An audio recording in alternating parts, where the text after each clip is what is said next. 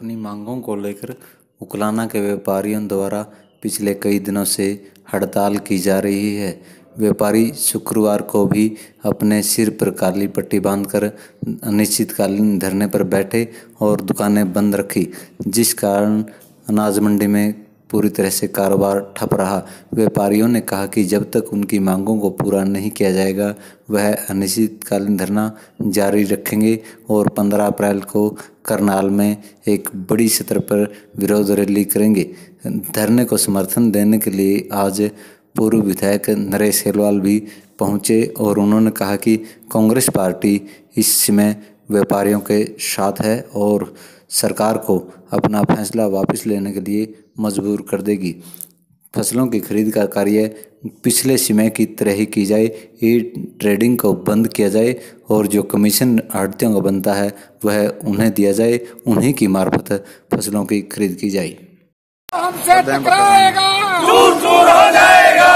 जो सरकार निकम्मी है वो सरकार बदलनी है, जो सरकार निकम्मी है वो सरकार बदलनी है। बीजेपी सरकार मुर्दाबाद। जो हमसे टकराएगा दूर दूर हो जाएगा, जो हमसे टकराएगा दूर दूर हो जाएगा। व्यापारी एकता। इस सरकार द्वारा व्यापारियों के और किसानों के बीच का जो खरीद का सिस्टम था उसको ई ट्रेडिंग से करना और ई बिलिंग का जो है, ये जो व्यापारी लोग हैं ये विरोध कर रहे हैं और धरने पे बैठे हैं। इस सरकार ने जब से बीजेपी की सरकार बनी, हरियाणा प्रदेश में हो चाहे देश में हो, व्यापारियों को कमजोर करने का काम किया है। पहले इन्होंने नोटबंदी करके व्यापारियों को कमजोर किया और लघु उद्योग जो है, छोटे व्यापारियों को, दुकानदारों को इसका काफी लॉस हुआ और जो है उनका रोजगार छिन गया। उसके बाद इस सरकार ने जीएसटी को लागू किया। जीएसटी के अंदर जिस तरह हरियाणवी भाषा में कहावत है कि भाई इन्होंने 36 बार कर लिया, इन्होंने 36 बार से भी ज्यादा जो है संशोधन जीएसटी के अंदर कर लिए। उसके बावजूद भी ये काबू नहीं आया। इस जीएसटी ने भी जो है व्यापारियों को बड़ा परेशान किया। हर रोज जो है ये इनकम टैक्स के ऑफिस के अंदर चक्कर काटते रहते बेचारे डॉक्यूमेंट्स लेकर। और अब जो है ये परचेजिंग के अंदर, चाहे सरसों की परचेजिंग हो चाहे गेहूं की परचेजिंग हो, इन्होंने इसके अंदर ऐसी जटिल प्रक्रिया की है कि पहले उसका रजिस्ट्रेशन करवाते फिर मार्केट के अंदर उसके दिन फिक्स है। दिन फिक्स का क्या मतलब? पहले क्या फसलें नहीं बिकती थी, तो सरकारें तो पहले भी रही है, तो किसान को भी परेशानी नहीं थी, व्यापारी को भी नहीं थी। ओपन मार्केटिंग होती थी, किसान कभी भी अपनी फसल लाके बेच सकता था, ना व्यापारी परेशान था ना किसान मजदूर परेशान था।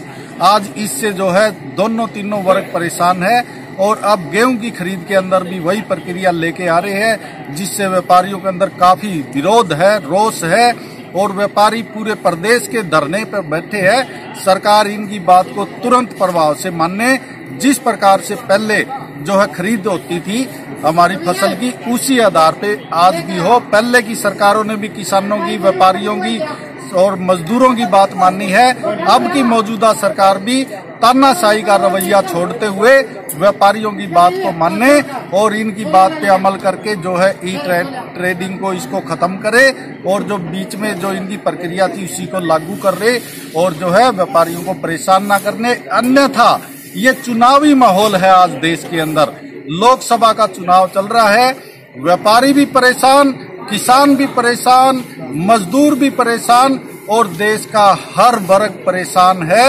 इसको इस चुनाव के अंदर बीजेपी की सरकार को इसका खामियाजा भुगतना पड़ेगा। व्यापारियों की यही मांग है, पहले की तरह खरीद की जाए और पहले की तरह काम चालू रहेंगे।